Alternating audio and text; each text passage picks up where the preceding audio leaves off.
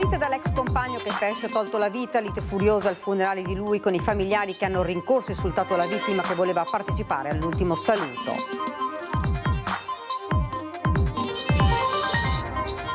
Abbiamo perso il controllo, non sapevamo di essere stati così violenti. All'udienza parlano i due cugini moldavi accusati dell'omicidio di Lorenzo Nardelli lo scorso agosto nell'ascensore di un condominio. Scritte e minacce shock antisemite a Lido di Venezia, allo sdegno della politica, nessuno spazio a chi fomenta l'odio strumentalizzando la situazione internazionale. Anche a Venezia la protesta degli studenti pro-Palestina, un centinaio hanno occupato la sede di Ca' Farsetti, la rettrice dicono via le dimissioni. Adunata degli alpini da record su Media Nord-Est, quasi 1,5 milioni di telespettatori ha seguito le dirette su Antenne 3 Rete Veneta confermando la leadership sul territorio per Vicenza, un'edizione indimenticabile. Bonus facciate, truffa milionaria scoperta dalla Guardia di Finanza di Venezia, grazie alle denunce dei condomini beffati nel mirino, i beni di una società e dei suoi rappresentanti. Sarà l'attrice Sveva Alviti, 39enne, romana, la madrina dell'81esima Mostra Internazionale d'Arte Cinematografica di Venezia, condurrà le cerimonie di apertura e chiusura del festival. Buonasera, ben ritrovati dalla redazione di Venezia. Dunque questi titoli, ma in primo piano il sondaggio che vogliamo proporvi noi questa sera, perché ritorna da più parti la proposta di ripristinare la leva obbligatoria. L'idea è stata rilanciata ieri dal vice premier Salvini, che parla di una naia di 6 mesi per ragazzi e ragazze, una sorta di servizio universale per la comunità. Una proposta di legge già pronta, frena il ministro Crosetto, serve esercito di professionisti visti i venti di guerra, il dibattito è aperto. Dunque noi vi chiediamo naia di 6 mesi per ragazze e ragazzi, è giusto? Se volete rispondere sì in verde 0422 1626 691, se invece volete rispondere di no in rosso 0422 1626 690, l'esito di questo sondaggio nel corso della nostra trasmissione in prima serata Ring. E dunque l'avete sentito dai titoli, aggredita dall'ex, lite furiosa al funerale di lui, oggi pomeriggio annuale con i familiari di lui che hanno rincorso e insultato la vittima, eppure all'arrivo del feretro parte della stampa.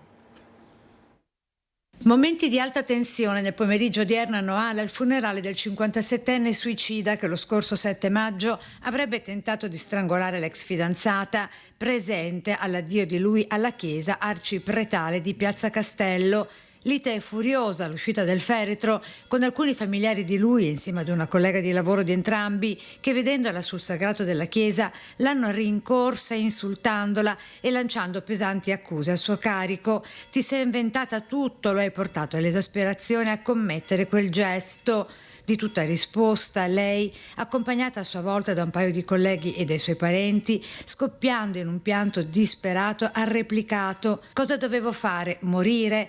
Parole pesanti come più di un macigno e rilasciate sempre da Francesca, nome di fantasia, anche al momento della nostra intervista di sabato scorso, quando ha ripercorso con noi il momento in cui ha creduto di morire proprio per mano dell'ex. Di che era questo sangue? Il sangue era il sangue che mi fuoriusciva dal naso e dalla bocca, e sia appunto per la pressione che lui aveva fatto con le mani.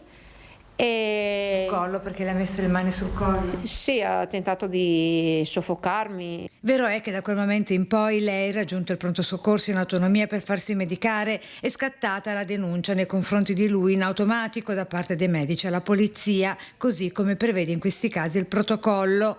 L'alta tensione di oggi iniziata già all'arrivo del feretro, con i pesanti insulti anche a parte della stampa che ha raccontato il fatto di cronaca.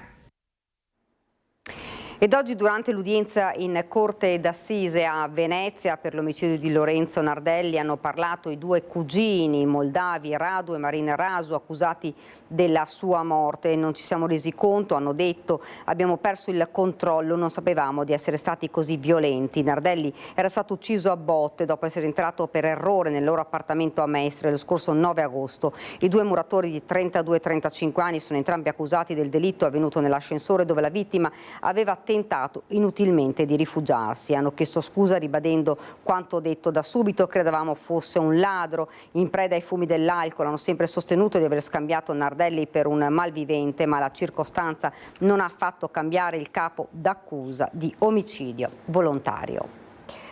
Scritte scioccanti contro gli ebrei sono comparse questa mattina al Galapatoio del Lido di Venezia. Ferma condanna dal mondo politico. Il comune ha fatto ripulire tutto in poche ore. Vi cercheremo casa per casa in tutto il mondo per sgozzare voi e i vostri bambini. Un messaggio dai contenuti violenti che fa rabbrividire, scritto a caratteri cubitali con della vernice rossa. È comparso sul muro dell'ex galoppatoio del Lido di Venezia lungo via Sandro Gallo. Ferma la condanna dal mondo politico, in primis dal Partito Democratico veneziano e regionale. Parole di violenza, parole forti, parole da condannare per non lasciare il minimo spazio a chi vuole usare questa situazione internazionale che c'è per seminare odio. Dalle fonti in nostro possesso da poco è stata installata una telecamera lì in zona nei pressi di una strada, ci auguriamo che ci si attivi a più presto. La speranza è proprio quella di trovare i responsabili grazie alle immagini delle telecamere di videosorveglianza. Un gesto che va sicuramente condannato e credo che ci sono tutti gli elementi per anche tentare di capire chi lo abbia fatto. Ecco. Ci auguriamo che funzioni la telecamera. In poche ore la parete è stata ripulita da Veritas su disposizione del sindaco Brugnaro, che sui social ha fermamente condannato il gesto. A nome dell'amministrazione si legge: condanno le ignobili e infamanti scritte antisemite apparse lungo il muro. Una vergogna che ho prontamente fatto coprire, ha concluso. Fondamentale ora il lavoro delle forze dell'ordine nell'individuare il o i responsabili. È importante capire se c'è una matrice politica ben determinata o se è un cretino che ha voluto fare una cretinata. Questa credo sia la prima cosa, perché se è un cretino va sicuramente punito, ma se c'è una matrice politica credo la preoccupazione debba essere un po' più ampia. E dopo, come minimo, scuse pubbliche, andare a ripulire il muro e dire sono un cretino, non volevo offendere nessuno. Occupazione in mattinata di Ca' Foscari da parte degli studenti pro-Palestina, chiedono le dimissioni della rettrice dell'Ateneo veneziano. Abbiamo occupato l'università. L'intifada studentesca è iniziata, parole con cui oltre un centinaio di studenti del collettivo universitario Contende pro-Palestina hanno occupato il cortile del rettorato e alcune aule di Ca' Foscari a Venezia. Nello specifico a Ca' Foscari chiediamo in primis che vengano interrotte tutte le partnership con le aziende ma anche con le università israeliane o legate ad Israele, con le aziende che finanziano la guerra come ad esempio Leonardo e Medor, di cui la nostra rettrice è parte nel comitato scientifico, e quindi chiediamo le sue dimissioni da questo organo. La protesta come specchio di quanto sta accadendo nei campus americani e così anche nel resto d'Italia. Chiediamo appunto anche una presa reale di posizione per un cessate il fuoco e che vengano finalmente dette le parole genocidio, le parole Palestina, che finora non sono state pronunciate dal nostro Ateneo. Sebbene gli studenti abbiano di fatto occupato il suolo dell'Ateneo veneziano, Ca' Foscari, interpellata sulla questione, dice che da parte sua non smobiliterà gli studenti, almeno per l'intanto. A decidere sul da farsi la prossima riunione del Senato accademico, prevista per mercoledì 22 maggio prossimo. Noi non abbiamo di certo paura della repressione, perché siamo certe di essere dalla parte della ragione. Ed ora parliamo dell'adunata degli alpini a Vicenza, record di ascolti per Media Nord-Est. L'adunata dei record sulle emittenti dei record, dove gli alpini sono di casa e dove ancora una volta hanno fatto breccia nel cuore di quasi 1,5 milioni di telespettatori che hanno seguito l'adunata di Vicenza su Antenna 3, Rete Veneta e TV12. Un segnale chiaro di un legame profondo che il gruppo Media Nord-Est ha saputo costruire e mantenere con il territorio. Dunque, ancora una volta, record infranti per il gruppo Media Nord-Est, che ha trasmesso l'evento con una copertura integrale, iniziata dalle prime ore della mattina e che si è protratta fino alle cerimonie serali, offrendo interviste, immagini esclusive e momenti di grande emozione che hanno catturato gli spettatori davanti allo schermo, confermando una supremazia schiacciante rispetto a tutta l'offerta televisiva locale concorrente. Antenna 3, leader assoluta per ascolto medio e ancora una volta prima TV in Veneto. Rete Veneta si conferma al secondo posto assoluto per ascolto medio, certificato Auditel. Una diretta, la nostra, vista in tutto il mondo con messaggi dal Sudafrica, Stati Uniti, Canada, Romania, Germania e Spagna e che ha saputo abbinare emozione e cronaca, racconto e suggestione. 1,5 milioni di grazie agli alpini e al Veneto. E adesso appuntamento a Bibione, dove si terrà la prossima adunata triveneta, con noi di Media Nord-Est, sempre al fianco delle penne nere. Continuiamo con la cronaca. Bonus facciate, truffa milionaria scoperta dalla Guardia di Finanza di Venezia, nel mirino i beni di una società edile e dei suoi rappresentanti. Agevolazioni del bonus facciate. Il nucleo di polizia economico-finanziaria della Guardia di Finanza di Venezia ha eseguito su disposizione della Procura un sequestro preventivo d'urgenza per un valore complessivo di 8.800.000 euro. Un'operazione che ha l'obiettivo di cautelare crediti fiscali, denaro e beni di una società edile della provincia di Venezia, del suo rappresentante legale e di un responsabile commerciale, tutti indagati per presunti illeciti finanziari nell'ambito appunto delle agevolazioni da bonus facciate.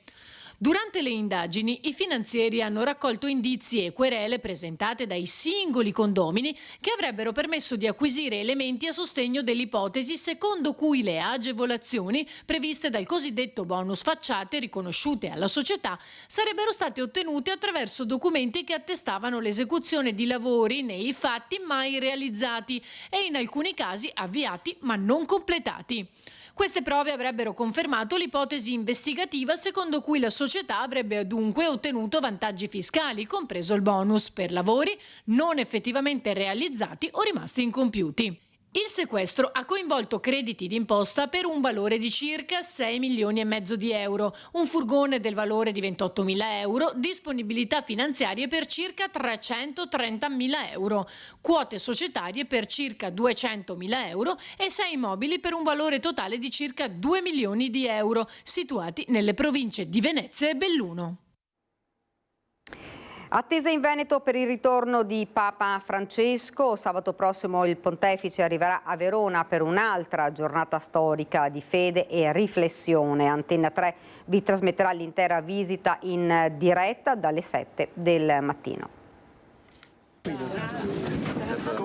Torna in Veneto a meno di un mese dalla giornata storica di Venezia Papa Francesco e lo farà con un messaggio potente in un momento in cui i venti di guerra soffiano più forti che mai. Giustizia e pace si baceranno, le parole di Isaia scelte per il suo arrivo a Verona sabato prossimo. Una visita segnata da momenti unici, intimi e collettivi di preghiera e riflessione che Antenna 3 vi racconterà come sempre rigorosamente in diretta dalle 7 del mattino fino ai TG della sera. Lo faremo con i nostri inviati sul campo nei diversi luoghi scelti dal pontefice per portare la sua testimonianza di fede. Dopo l'atterraggio dell'elicottero papale nel piazzale dello stadio Bentegodi, dove sarà accolto dalle autorità, Francesco inizierà la sua giornata prima nella basilica di San Zeno con i sacerdoti e i consacrati, poi in piazza con i bambini e i ragazzi. Seguirà l'incontro in arena dedicato proprio alla giustizia e alla pace, parola quest'ultima che il Santo Padre non si è mai stancato di ripetere, così come non mancherà nuovamente la sua vicinanza alla popolazione carceraria. Dopo aver incontrato il 28 aprile scorso le detenute della Giudecca, sarà la volta dei detenuti di Montorio con i quali si tratterrà a pranzo. Il finale nel pomeriggio allo stadio Bentegodi con la Santa Messa concelebrata accanto al Vescovo di Verona Domenico Pompili. Un sabato eccezionale per Verona e per l'intero Nord-Est che siamo pronti a raccontarvi minuto per minuto dalle 7 del mattino come sempre su Antenna 3, la TV dei grandi eventi. Annunciato il nome di chi condurrà le cerimonie di apertura e chiusura del festival, il direttore Alberto Barbera sceglie le nostre reti per la sua prima intervista ufficiale dopo la sua conferma. È Sveva Arviti, la madrina dell'81esima Mostra Internazionale d'Arte Cinematografica di Venezia. Attrice romana, 39 anni, sarà lei a condurre le cerimonie di apertura e chiusura del Festival Lido. Attrice impegnata, si è molto spesa sui temi sociali, in particolare nella sensibilizzazione contro la violenza di genere e contro le donne. Il direttore della mostra, Alberto Barbera, rappresenta così. Oggi abbiamo anche annunciato chi sarà la prossima madrina della Mostra del Cinema, Sveva Arviti, una bravissima attrice di grande simpatia, una simpatia davvero trascinante e anche bella e che non nuoce naturalmente. Saprà sicuramente ricoprire con grande competenza, abilità il ruolo delicato che le è stato assegnato. Barbera, prima di partire per il Festival di Cannes, ha concesso alle nostre reti la sua prima intervista ufficiale dopo la sua conferma alla direzione della mostra. E non posso far altro che ringraziare tantissimo il presidente della Biennale, Pietrangelo Buttafuoco, per la stima e soprattutto la fiducia che ha dimostrato nei miei confronti. Ci siamo conosciuti soltanto di recente, ma sapeva tutto della mostra del cinema, del lavoro che era stato fatto. Così il direttore commenta i primi annunci. Presidente di giuria Isabelle Huppert, attrice grandissima, immensa, straordinaria, una delle più grandi attrici del momento, una persona anche generosissima, non ha mai rifiutato di partecipare a film di esordienti o quasi esordienti. Il secondo annuncio riguarda il primo dei Leoni d'Oro alla carriera che verranno attribuiti durante l'81esima mostra. Peter Weir non ha, credo, bisogno di essere presentato, è stato uno dei protagonisti, se non il maggiore protagonista della nuova ondata del cinema australiano all'inizio degli anni '80. E questa era la nostra ultima notizia, vi lascio ovviamente alle nostre previsioni del tempo. Grazie davvero per averci seguito, buona serata.